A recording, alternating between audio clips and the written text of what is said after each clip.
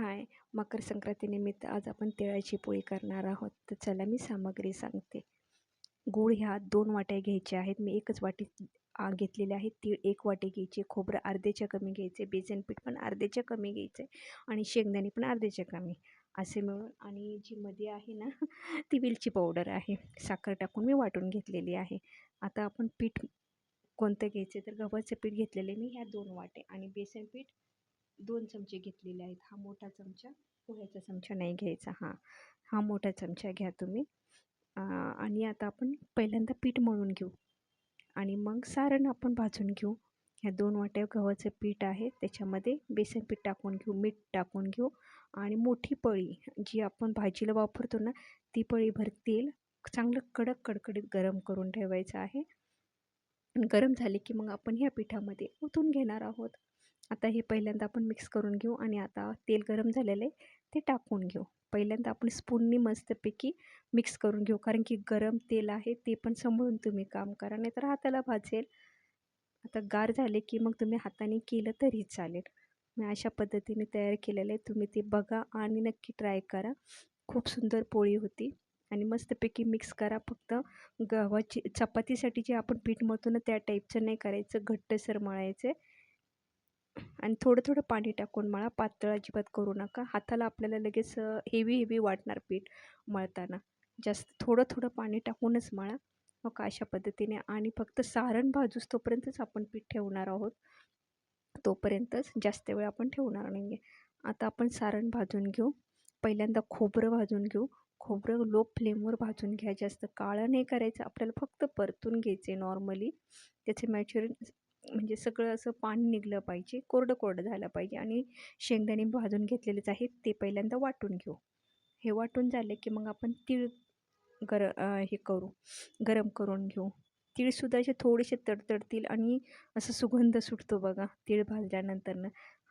Same त्याच टेक्निकनी तीळ भाजून घ्या आणि तेही मिक्सरला लावून घ्यायचे. परत लगेच लाईन लावायचे. आता बेसन पीठसुद्धा आपल्याला तयार करायचं आहे. बेसन पीठ भाजून घ्यायचं आहे. बेसन पिठाचे असे गोळे झालेले असतात ते फोडायचे आणि भाजून घ्यायचं. चांगलं लालसर होऊन नाही द्यायचं. असं हे बघा मी कसं मिक्सरला लावून घेतलेलं आहे. आणि आता गूळ टाकायचा आहे. गूळ हा 1 वाटी आहे, अजून 1 वाटी मी मिक्स करायला घेणार आहे. आता एवढ्या मिक्सरमध्ये भांड्यात दुसरं अजून 1 वाटी गूळ बसणार नाही आहे.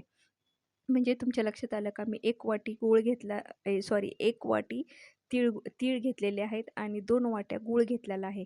2 वाट्या का घेतलेला आहे तर बेसन पीठ, शेंगदाणे आणि खोबरं हे मिळून 2 वाट्या तयार होतच ना, त्यामुळे गूळ तेवढा लागतोच. मिक्सर चालू करताना चालू बंद या टेक्निकनीच बारीक करायचं, म्हणजे तिळाचं तेल नाही होणार आणि जास्त बारीक नाही होणार. आता मी याच्यामध्ये वेलची पावडरसुद्धा टाकून एकदा फक्त मिक्सरला फिरवून घेतलेलं आहे. आता आपलं वाटण तयार झालेलं आहे. मी जी दुसरी वाटी होती ना ती गुळाची, तीही वाटून याच्यामध्ये घेतलेली आहे. आता अशा प्रकारे सगळं मोकळं करून घ्यायचं आणि एकदा हाताने लाडू जसं तयार करतो ना तसं हातात आपल्या मुठीमध्ये बसतं का तसे बघायचं. बघा लाडू एकदम सुंदर होतो. जर तुम्हाला लाडू पण बनवायचा असेल ना तर तुम्ही फक्त बेसन पीठ टाकू नका, एकदम मस्त लाडू तयार होतो. एकदम खुसखुशीत. आणि ह्याच्यात आपण तूपसुद्धा टाकलेलं नाही आहे, तुम्ही बघू शकता. खूप सुंदररित्या लाडू तयार होतो. चला तर आता आपण आहे ना पीठ बघूया. पीठ एकदम व्यवस्थित झालेलं आहे. जास्त वेळ मुरायला नाही ठेवायचं, फक्त सारण तयार करूच तोपर्यंतच ठेवायचं. आता आपण फक्त 2 मी गोळे तयार करून घेते. स्टार्टिंगला तुम्हाला 2 पोळ्या करून दाखवणार आहे. ह्या अशा पद्धतीने गोळ्या तयार करायच्या आणि बाजूला ठेवून द्या. आणि सारणाचे पण 2 गोळे तयार करून घेऊ लाडूसारखे आणि बाजूला ठेवून देऊ आणि लगेच आपण पोळ्या लाटायला घेऊ. आता ह्याचीच आपल्याला पीठ लावायचं आहे आणि पीठ लावून झाले की पारी तयार करायची. मध्ये जाडसर ठेवायची आणि कडेने जरा थोडंसं पातळ करायची.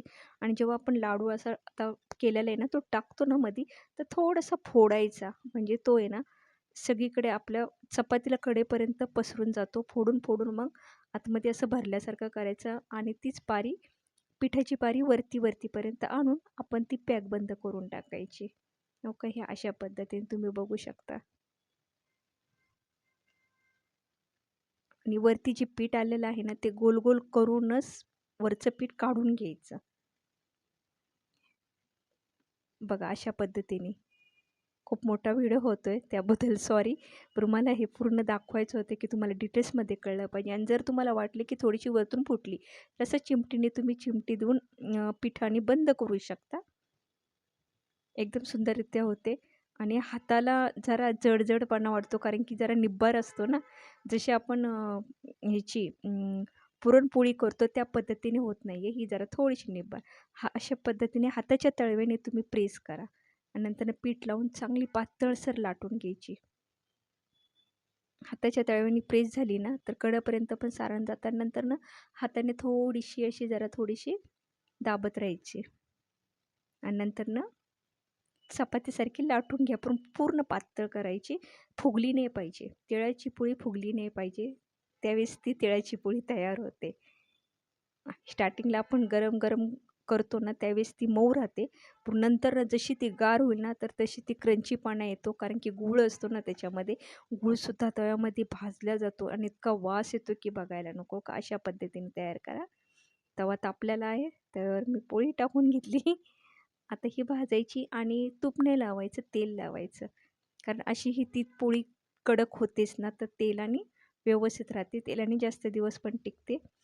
ही 8-10 दिवस तुम्हाला कुठं ट्रॅव्हलिंगला न्यायची असली तरी ही पोळी ही करून नेऊ शकता. खूप छान पद्धतीने. आणि मुलं तर जर समजा मुलांना एक्स्ट्रा भूक लागली तरी हे हातात पापडसारखं घेऊन खात राहतात आणि खूप त्यांना चविष्ट लागते आणि आवडती पण. आणि लहानांनाच काय मोठ्यांनासुद्धा खातात पोळी. आता ही फक्त 5-10 मिनटंच फक्त अशी मऊ राहणार. नंतरनं खूप क्रंची आणि कडक होते. जसा गूळ भाजला ना तव्यावर टाकल्यावर, म्हणजे आपण पोळी टाकतो आणि गूळ पण भाजतो. सेम तसा वास येतो. इतका सुंदर होतो की बघायला नको आणि खूप टेस्टी. हो का, कशी हातात घेतली की कशी कडक झाली. याचे मग 2-3 तुकडे करून आपण एक डब्यामध्ये भरून ठेवू शकतो. जेव्हा पाहिजे तेव्हा खाऊ शकतो. तुम्हाला सगळ्यांना मकर संक्रांतीच्या खूप खूप शुभेच्छा. तिळगुळ घ्या, गोड बोला.